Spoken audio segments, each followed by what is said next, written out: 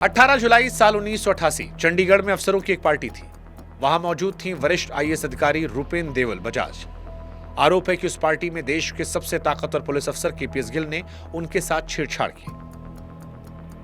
अब आप सोचिए कि एक तरफ वो आदमी जिससे पूरा देश पंजाब का रखवाला मान रहा है, दूसरी तरफ एक महिला अधिकारी जो कह रही है कि रुतबा कितना बड़ा हो, गलत तो गलत है।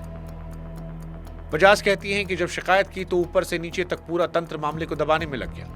यहां तक कि एक बड़े अफसर ने कहा कि ऐसी चीजें होती रहती हैं, खुद को खुशकिस्मत समझो कि बात आगे नहीं बढ़ी। लोगों ने कहा कि छोड़ दीजिए, आप जीतेंगे नहीं। लेकिन बजाज ने केस लड़ा। 1 साल नहीं, 2 साल नहीं, 17 साल। 2005 में सुप्रीम कोर्ट का फैसला आया, गिल को दोषी ठहराया गया। अदालत ने जेल की जगह प्रोबेशन और जुर्माने में जरूर बदल दी, लेकिन दोष बरकरार रखा। हालांकि गिल ने इसके बाद भी कभी सार्वजनिक तौर पर माफी नहीं मांगी। और बजाज, जुर्माने के पैसे उन्होंने एक महिला संगठन को दान कर दिए। उन्हें पैसा नहीं चाहिए था, बस इतिहास में एक लाइन चाहिए थी कि रुतबा कितना भी बड़ा हो, गलत गलत होता है।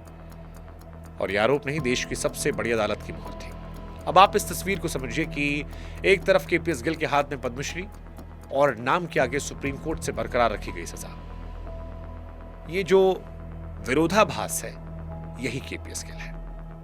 और यह विरोधाभास सिर्फ केसेस तक नहीं था, उनकी शख्सियत में भी था। बहुत कम लोग जानते हैं कि यह सख्त चेहरे वाला पुलिस वाला अंग्रेजी साहित्य का पढ़ाकू था। गालिब की शायरियों का बड़ा शौकीन था। रिटायरमेंट के बाद उसने किताबें लिखी जिसमें सबसे चर्चित थी Punjab the knights of falsehood, जहां पंजाब की उस जंग और अपने हर फैसले का खुलकर बचाव किया। यानी एक हाथ में कविता और दूसरे में देश की सबसे खूनी जंग की कमान। ना कभी माफी मांगी, ना कभी अफसोस। वो टीवी की बहसों में आखिर तक यही कहते रहे कि मैंने पंजाब को बचाया है और मुझे इस पर गर्व है।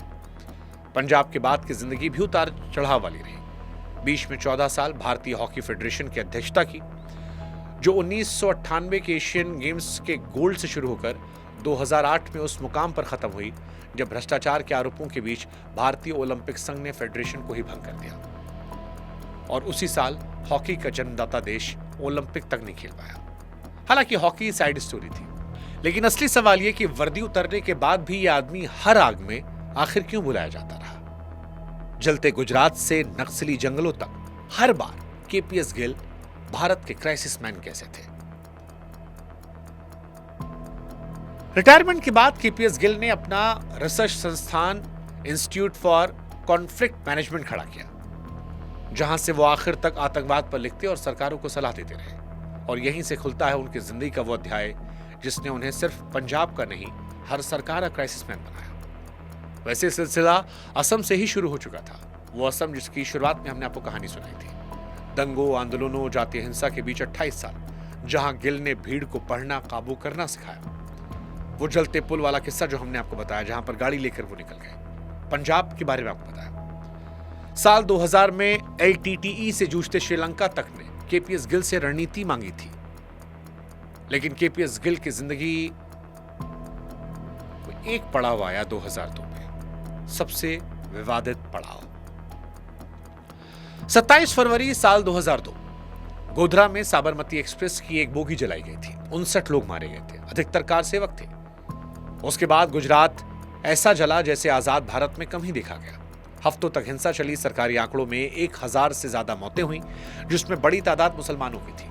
सवाल हर तरफ से उठ रहे थे और हालात काबू में नहीं आ रहे थे। तब केंद्र की वाजपेयी सरकार को एक बार फिर वही नाम याद आया और 2002 में केपीएस गिल को गुजरात भेजा गया। उस वक्त के मुख्यमंत्री और मौजूदा दौर में भारत के प्रधानमंत्री नरेंद्र मोदी का सुरक्षा सलाहकार बनाकर। केपीएस गिल ने गुजरात में भी वही किया जो उनकी पहचान थी। पुलिस को जवाबदेह बनाया, ढील बरतने वाले अफसरों पर सख्ती, सड़कों पर फोर्स की दिखती हुई मौजूदगी। उनके पहुंचने के बाद हफ्तों में हिंसा थमती चली गई। अब इसका कितना श्रेय केपीएस गिल को जाता है, इस पर राय बटी है। समर्थक कहते हैं कि गिल के आते ही पुलिस का रवैया बदल गया। ये उनकी ताकत थी कि हिंदू मुसलमान दोनों शांत हो गए। लोगों को डर था कि जो कुछ इसने पंजाब में किया था वो गुजरात में नहीं होना चाहिए, और इसी वजह से लोग शांत हुए, दंगाई शांत हुए, डर गए। पुलिस अफसर में हौसला आ गया, वो फोर्स की रीढ़ सीधी करते थे। आलोचक कहते हैं कि हिंसा का सबसे बुरा दौर उनके पहुंचने से पहले गुजर चुका था। एक सलाहकार के पास कितनी ताकत होती है लोग जानते हैं। सालों बाद 2013 में अपनी जीवनी के प्रमोशन के दौरान एक इंटरव्यू में गिल ने उन दंगों में मुख्यमंत्री की किसी भूमिका से इंकार किया था। इस बयान ने उन्हें उस बहस का भी किरदार बनाया जो आज तक खत्म नहीं हुई। यानी गुजरात में भी गिल वही कर रहे थे जो पूरी जिंदगी थी, एक पक्ष के लिए आग बुझाने वाला और दूसरे के लिए सवालों के घेरे में खड़ा आदमी। इसके बाद 2006 में नक्सलियों से जूझते छत्तीसगढ़ ने बुलाया, यानी असम से लेकर पंजाब, पंजाब से लेकर श्रीलंका, श्रीलंका से लेकर गुजरात और गुजरात से लेकर बस्तर के जंगलों तक जहां जहां हिंदुस्तान में आग लगी, कोई भी सरकार, कोई भी मुख्यमंत्री, नाम सबको एक याद आ रहा था, केपीएस गिल का। और आप ये भी याद रखिए कि आदमी खुद ताउम्र निशाने पर रहा। कई बार केपीएस गिल की हत्या की साजिशें पकड़ी गई, आखिरी सांस तक उसे सबसे ऊंचे दर्जे की सुरक्षा में जीना पड़ा। जिस जंग को वो जीत चुके थे वो उनके लिए कभी पूरी तरह खत्म नहीं हुई।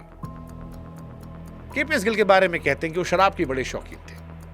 कितनी शराब गटक लेते थे अंदाजा नहीं, और फिर भी अपने आप को संभाल लेते थे, अपनी शर्तों पर जिंदगी जी। और फिर 26 मई 2017 को दिल्ली में 82 साल की उम्र में उनका निधन हो गया। उनकी मौत के दिन देश की प्रतिक्रिया वही थी जो पूरी जिंदगी में थी, दो हिस्सों में बटी हुई। एक तरफ श्रद्धांजलियों की बाढ़ आई कि देश ने अपना सबसे बड़ा योद्धा खो दिया।